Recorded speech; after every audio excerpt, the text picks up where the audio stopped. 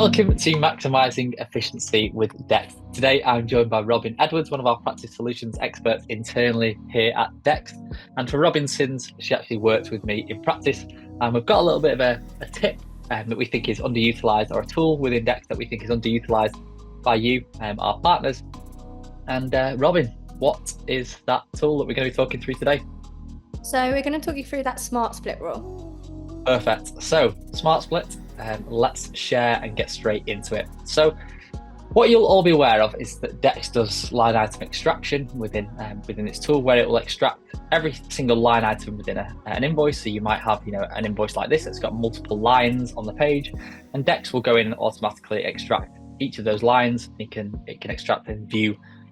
You might have some items that go to repairs, some items that go to motor, some items that go to legal, all on the same invoice, and Dext can go in and split those out for you. However, that does come at an additional cost and doesn't always fit the bill about what we need our line items to be. And there is another feature that we think's got two really useful functionalities to it that we think might be a little bit helpful. And as Robyn said, that is our smart split rules. So if you didn't see that already, I've just jumped into our supplier rules within here, and right at the bottom of that is this smart split rules section. And we've got our edit smart split rules, and I'm going to go through the fixed amount, but Robyn, tell me about the percentage amount rule and when you'd use that in practice.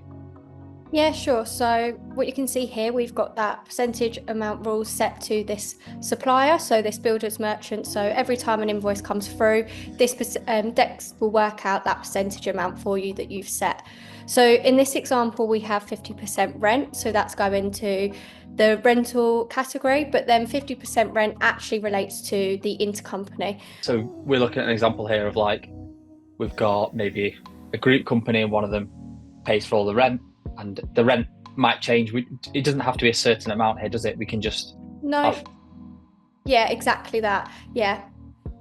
Perfect. So we can just have 50% that goes to rent, and then 50% that goes to the intercompany. And does this work with tracking categories or classes and locations within QuickBooks? Can we do the same thing? Yeah, exactly. So where you see that branch area, you would be able to click down for the related tracking categories, like you just mentioned. So as we can see here, I think, that's alluded to the answer to the same questions. We have optional underneath these, so you don't have to fill these in. You can just have certain criteria so that when an invoice comes in from a certain supplier, as Robyn said, we've had this percentage amount rule. A bit like what you might see within a QuickBooks or a zero bank rule.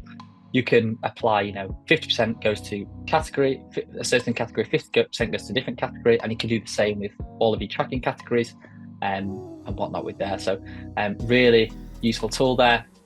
And then I'm going to jump in and have a little look at when we would use this fixed amount. So unlike Robyn's example here, where you can have any sort of value whatsoever that comes through, with our fixed amount rule, this is going to be fixed values.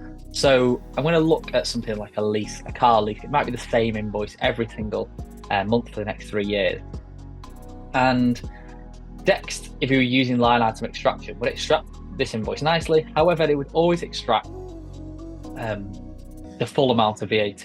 And we only want to sort of extract 50% of the VAT because we're only allowed to claim back 50% of that on some leases. And we find ourselves manually going into here every single month and claiming that half in that value of tax.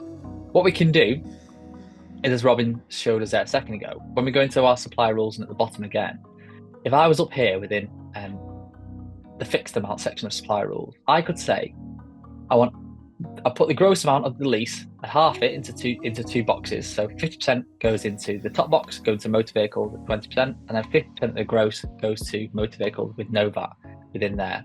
And then a few other line items for some of the other items on that list. And what you'll see is at the bottom, this doesn't cost us anything else in terms of line item extraction.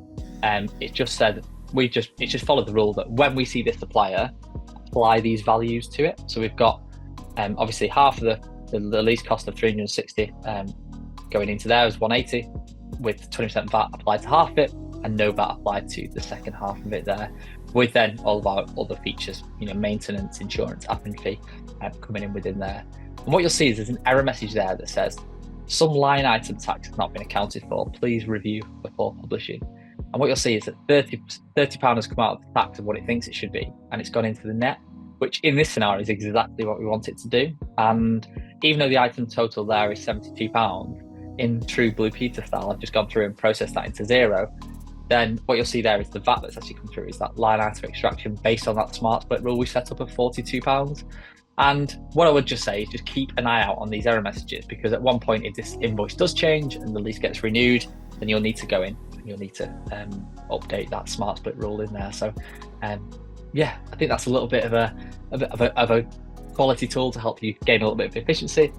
Robyn's tactic is for splitting things by category, by tracking category on that percentage basis, and mine's there on that fixed value service. So let us know who's you prefer, mine or Robyn's, and we'll have a battle internally.